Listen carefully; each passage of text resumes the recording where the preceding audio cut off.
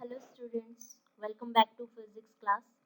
Students, आज हम जो हमारा एटॉमिक स्पेक्ट्रा का कल मैंने आपको फॉर्मूले बताए थे और साथ में उन फॉर्मूले बेस्ड पे एक असाइनमेंट शीट आपको दिखाई दी। ठीक है, तो वही असाइनमेंट शीट शायद आपको यहाँ पे आज दिख भी रही होगी। ठीक है, उसी असाइनमेंट शीट के बेस्ड पे ही अब हम क्या करने वाले हैं, इनके सॉल्यूशन देखने वाले हैं। क्योंकि मैंने आपको ये कहा था कि जो हम फॉर्मूले कर रहे हैं उनके बेस पे ही हमारे पास क्या है, यहाँ पे उनके आंसर्स भी होंगे, है ना। सॉल्यूशन भी उन्हीं के बेस पे ही निकलेंगे। तो आपने देखा फॉर्मूले कितने कम थे, उनके बेस पे हम कितने क्वेश्चन कर सकते हैं, है ना। शायद आपसे ये निकल भी गए होंगे सारे, ठीक है, क्वेश्चंस। लेकिन कुछ ऐसे स्टूडेंट्स भी हैं जिनके वो क्वेश्चंस नहीं निकले होंगे, जिनको समझ नहीं आ रहा कि उनको कैसे किया जाए। ठीक है, तो उन स्टूडेंट्स के लिए यहाँ पे मैं उनके आंसर्स भी हैं और साथ में वो कैसे उन क्वेश्चंस को डील करना है वो भी आज आपको बताने वाली हूँ। ठीक है, तो अब हम स्टार्ट करते हैं। एक बारी हम नेक्स्ट स्लाइड पे चलते ताकि हमने जो फॉर्म एक बारी उनको डिस्कस कर लिया जाए। ठीक है, तो हमारे फॉर्मूले क्या थे हमारे, कि जो एंगुलर मोमेंटम होता है वो हमारा बोहर क्वांटाइजेशन की जैसे हमारे एन एच कट के इक्वल होता है। लेकिन उसका फॉर्मूला हमारे पास जो एंगुलर मोमेंटम होता है वो एम बी आर होता है। अगर इसको इक्वल रख देते हैं तो वो M B R is equal to N H cut के इक्वल हो जाता है। और यहाँ से हम वेलोसिटी को कैलकुलेट कर सकते हैं। हमारी जो रेडियस होती है बोहर एटम की, वो हमारे पास N square H square epsilon naught upon में पाई एम जेड स्क्वायर होता है। ठीक है, एक्चुअली मैं यहाँ पे इसलिए इसको रिवाइज करवा रही हूँ क्योंकि जिनको फॉर्मूले अभी तक नहीं पता है, जिनको रिवाइज नहीं हो रखे हैं, जिनके माइंड में सेट नहीं हुए, वो एक बार जितनी बार हम रिवीजन करते हैं उतनी बार ही हमें क्लियर होता है। ठीक है, तो ये तो आप लोग अपने माइंड में सेट कर लीजिए कि आपको जितनी बार जहाँ पे भी कोई भी फॉर्मूले रिवाइज करवाता है, आपको वो फॉर्मूले जरूर देखने हैं। क्योंकि हम जितनी बार उन फॉर्मूलों को पढ़ते हैं या फिर सुनते हैं, ठीक है, तो उतनी बार ही हमारे माइंड में सेट होते हैं वो सारे के सारे फॉर्मूले। ठीक है, तो इसीलिए मैं यहाँ पे एक बार और रिवाइज करवा रही हूँ ताकि हम अब जैसे आपने कल देखे थे, क्या पता कोई और स्टूडेंट्स हो जिन्होंने वो नहीं देखा हो, तो उनके लिए करवा रही हूँ। तो जो टोटल यहाँ पे रेडियस जो है आपकी बोहर एटम की, वो N square H square epsilon naught upon में पाई एम जेड स्क्वायर हो जाएगा। ठीक है, अगर फर्स्ट ऑर्बिट के बारे में बात करें तो वहाँ पे 0.53 एंगस्ट्रॉन आपकी हो जाती है फर्स्ट बोहर रेडियस हमारी जो आती है। ठीक है, टोटल एनर्जी हमारी काइनेटिक एनर्जी प्लस में पोटेंशियल एनर्जी थी। हाँ, यहाँ पे जो काइनेटिक एनर्जी होती है वो हमारी half of the potential energy होती है। Potential energy is equal to Z square upon में 4 pi epsilon naught R N. यहाँ पे आप इसकी वैल्यू भी निकाल सकते हो इस आर एन की वैल्यू को पूरा पुट करने के बाद। ठीक है, और यही वैल्यू आर एन की वैल्यू अगर आप यहाँ पे पुट कर दोगे इसके अंदर, ठीक है, इस रेडियस के अंदर यहाँ पे पुट कर दोगे आर की वैल्यू, तो ये आपकी वेलोसिटी की वैल्यू भी यहाँ पे इवेलुएट हो जाएगी। ठीक है, तो आप देख रहे हो ना सारे फॉर्मूले कैसे इंटर रिलेटेड है आपस में। ठीक है, तो kinetic energy is the half of the potential energy, तो इसका क्या कर देंगे, हाफ कर देंगे, तो 1/8 जेड स्क्वायर अपॉन में 8 pi epsilon naught R N हो जाएगा। ठीक है, तो यहाँ पे इसको सॉल्व करते हैं तो हमारे पास यहाँ पे कितनी आ जाती है, जो टोटल एनर्जी है वो minus Z E square upon में 8 pi epsilon naught R N के इक्वल हो जाएगा। ठीक है, हमने और क्वांटिटी को, ये जो आर एन की वैल्यू थी वो यहाँ पे पुट कर दी, जिससे हमें पता चल गया जो एनर्जी है आपकी टोटल एनर्जी वो माइनस में 13.6 Z square by N square हो जाएगी। स्टूडेंट्स ध्यान रहे, अगर वो आपको बाइंडिंग एनर्जी के लिए बोले तो यहाँ पे माइनस नहीं लगाना उसमें। ठीक है, बाइंडिंग एनर्जी प्लस में होती है। ठीक है, यहाँ पे आपको पता चल गया था कि ये मास के डायरेक्टली प्रोपोर्शनल होती है, एनर्जी जेड स्क्वायर के डायरेक्टली प्रोपोर्शनल होती है और प्रिंसिपल क्वांटम नंबर के स्क्वायर के इनवर्सली प्रोपोर्शनल होती है। ठीक है, यहाँ पे अगर सोमरफील्ड हमने लिया था जब करेक्शन करने के लिए, तो हमारे पास जो वो इलिप्टिकल ऑर्बिट के अंदर हो रहा था, तो b by A minor axis by major axis आपकी कितनी आ गई थी, k बाई एन के इक्वल हो गई थी। k हमारे पास प्रिंसिपल एजिमुथल क्वांटम नंबर होता है, n हमारा प्रिंसिपल क्वांटम नंबर होता है। k azimuthal quantum number, n principal quantum number. यहाँ पे आप a की वैल्यू और b की वैल्यू a नॉट जो आपकी है, ठीक है, उसकी फॉर्म में भी आप उसको बता सकते हो। ठीक है, यहाँ पे हमने टर्म स्प्लिटिंग देखी थी जो कि हमारी किसके इक्वल होती है, 5.84 10 जेड की पावर 4 एन का cube L into L plus 1। ये टर्म स्प्लिटिंग क्या थी कि जो जैसे आपकी एस है, एस तो एक ही में स्प्लिट होता है, P हमारे पास P3/2 एंड P हाफ, तो उनकी स्प्लिटिंग कितनी होगी। फिर D3/2 D5/2 उनके बीच में कितना गैप होगा, सेपरेशन कितना होगा, वो हम इससे कैलकुलेट कर सकते हैं। ठीक है, इसी तरीके से हमें पता चल गया था कि डेल टी हमारे is directly proportional to Z की पावर 4 हो गया। ठीक है, फिर हमने वेवलेंथ की फॉर्म में जब हमने ट्रांजिशन देखी थी मतलब फाइनल से इनिशियल स्टेट के ऊपर, वो मतलब इनिशियल से फाइनल जो आपका अपर लेवल था उससे लोअर लेवल के ऊपर जो ट्रांजिशन हो रही थी, वो आपके 1/λ is equal to R infinity Z का स्क्वायर 1/nf का स्क्वायर माइनस में 1/ni का स्क्वायर हो गया। और अगर आपने स्क्रीनिंग इफेक्ट ले रखा था तो वहां पे 1/λ is equal to R infinite Z minus में सिग्मा का स्क्वायर 1/nf का स्क्वायर माइनस 1/ni का स्क्वायर, यानी कि फाइनल और इनिशियल स्टेट है ये आपका। सिग्मा की वैल्यू आपकी 1 होगी अगर आप के शेल के बारे में बात कर रहे हो। ठीक है, और 7.4 या 7.1 होती है, कई कई बुक्स में आपको 7.1, कई में 7.4 में मिलेगी। ठीक है, वो आपकी एल शेल के लिए होती है। लेकिन अगर क्वेश्चन में वो सीरीज लिमिट के बारे में बात करें तो वहां पे हम इसको डायरेक्टली इसको इग्नोर करेंगे, क्योंकि यहाँ पे 1/ni कितना हो जाता है 0, क्योंकि ये सीरीज लिमिट में इनफाइनाइट पुट किया जाता है, तो 1 में इन्फिनिटी इज इक्वल टू 0 हो जाएगा। ठीक है, फिर उसके बाद हमने यहाँ पे उनकी सीरीज देखी थी, क्योंकि फॉर्मूले से यहाँ पे सीरीज ही निकल के आती है हमारी। तो लाइमन सीरीज हमारी क्या होती है कि 1 के ऊपर ट्रांजिशन हो, 2 3 4 एंड सो ऑन से 1 के ऊपर ट्रांजिशन हो। ठीक है, 3 4 5 6 से अगर सेकंड पे लाइन पे हमारी ट्रांजिशन होती है n इज इक्वल टू 2 पे, उसको बाल्मर सीरीज बोलते हैं। 4 5 6 से एंड सो ऑन आपकी 3 पे होती है, उसको पास्शियन सीरीज बोलते हैं। 5 6 7 एंड सो ऑन से आपकी 4 के ऊपर ट्रांजिशन होती है, उसको ब्रैकेट सीरीज बोलते हैं।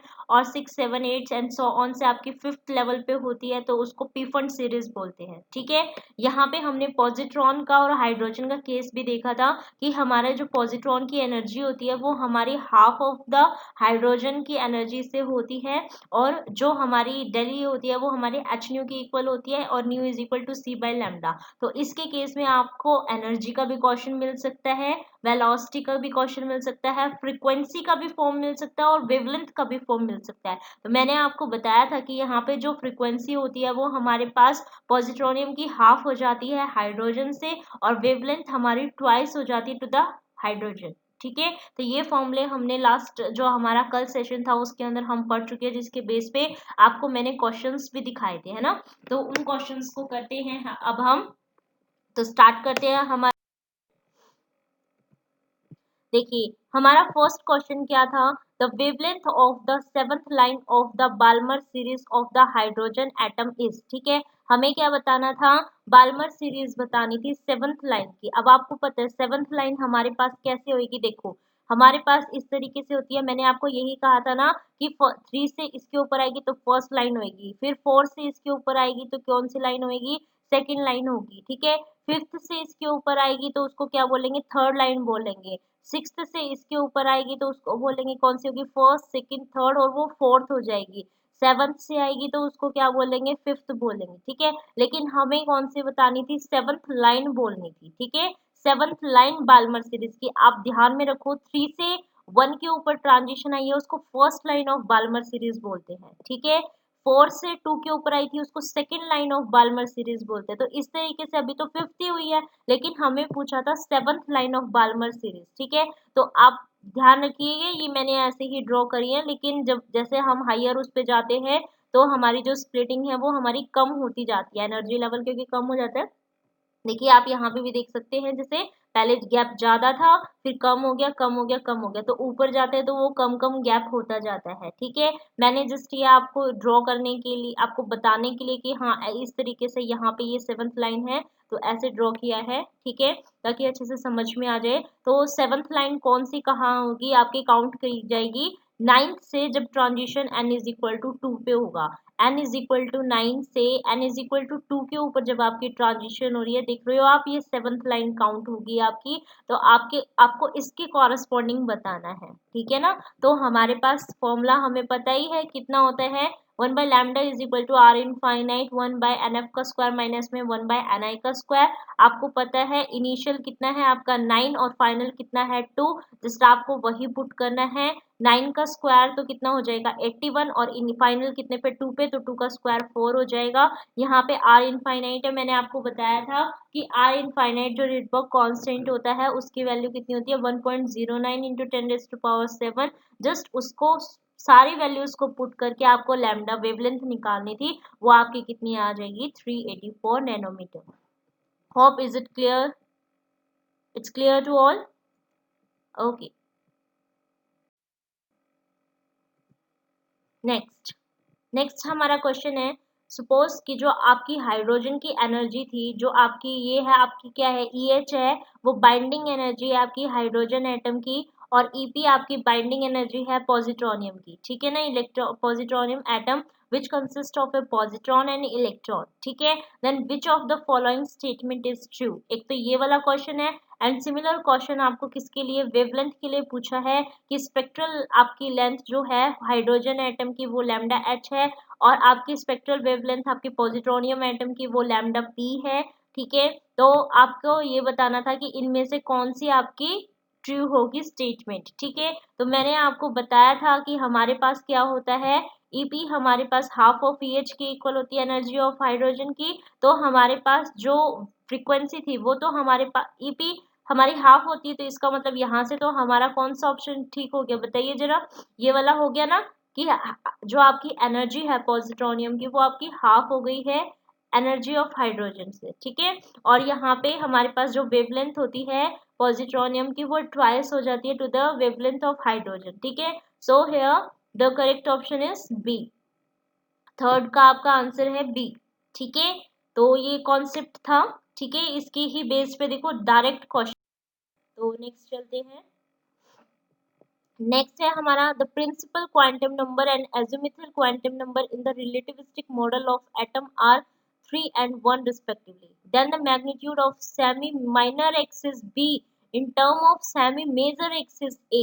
यानी कि ये कौन सा है आपका जो आपने सोमरफेल्ड करेक्शन की थी बोहर एटम वाले में, उस वाले का फॉर्मूला है, मैंने आपको बताया हुआ था ना कि ये किसके इक्वल होता है B/A is equal to K/N, जहाँ पे K आपका क्या है एजिमुथल क्वांटम नंबर और n क्या है आपका प्रिंसिपल क्वांटम नंबर, ठीक है। तो आपको पता है आपको क्या गिवन है कि प्रिंसिपल क्वांटम नंबर तो आपका 3 है और एजिमुथल क्वांटम नंबर आपका क्या है बच्चे 1 है, ठीक है। तो आपको यहाँ पे क्या करना है 3 पुट करना है और यहाँ पे क्या करना है 1 पुट करना था, ठीक है।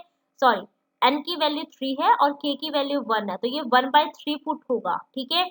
तो क्रॉस मल्टीप्लाई करके a आपका यहाँ पे आ जाएगा, आप देख भी सकते हैं। तो B/A आपका किसके इक्वल हो जाएगा 1/3, और क्रॉस मल्टीप्लाई करेंगे तो B की वैल्यू आपकी कितनी हो जाएगी A/3, ठीक है। So the right answer is A, B is equal to A/3। Hope it's clear to all, okay.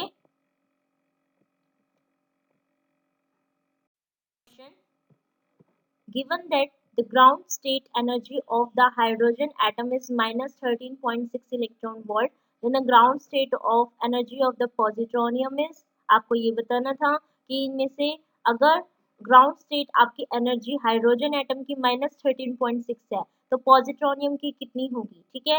As we know the energy of the positronium is half of the energy of the hydrogen, so here we get minus 13.6 electron volt divided by 2. So we get here the option B minus 6.8 electron volt as a correct answer. Okay, next.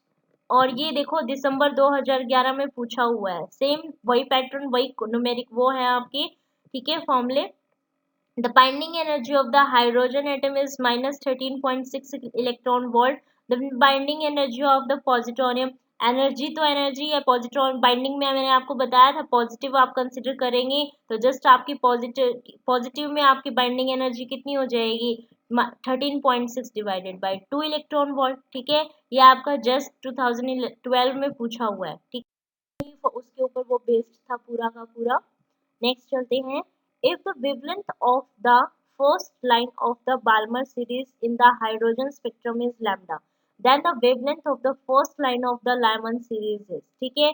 ये आपको बताना था, इसके लिए भी वही वाला formula लगेगा, 1/λ is equal to R infinite 1/nf का स्क्वायर माइनस में 1/ni का स्क्वायर। ठीक है, यही वाला फॉर्मूला इसके अंदर लगेगा। और इसके अंदर अब आपको करना क्या है, आपको ये कहा हुआ है कि सिर्फ फर्स्ट लाइन के बारे में बात करनी है। ठीक है, फर्स्ट लाइन आपको बाल्मर सीरीज की, फर्स्ट लाइन आपको लाइमन सीरीज की। ठीक है, तो आपको पहले ही मैंने बताया था कि लाइमन सीरीज कौन सी होती है, जब 2 से 1 के ऊपर ट्रांजिशन होती है तो first line of the Balmer series. ठीक है, we consider that line as the first line of the Balmer series. ठीक है, sorry, first line of the Lyman series. ठीक है, and the transition from n is equal to 3 to n is equal to 2 level, then that line will be considered as the first line of the Balmer series. ठीक है, तो यहाँ पे यही सारी चीजें क्या कर देंगे, आप पुट करेंगे। ठीक है, और पुट करने के बाद आप देखिए ये आपकी वेवलेंथ ऑफ लेमन आ गई। यहाँ पे ये सारी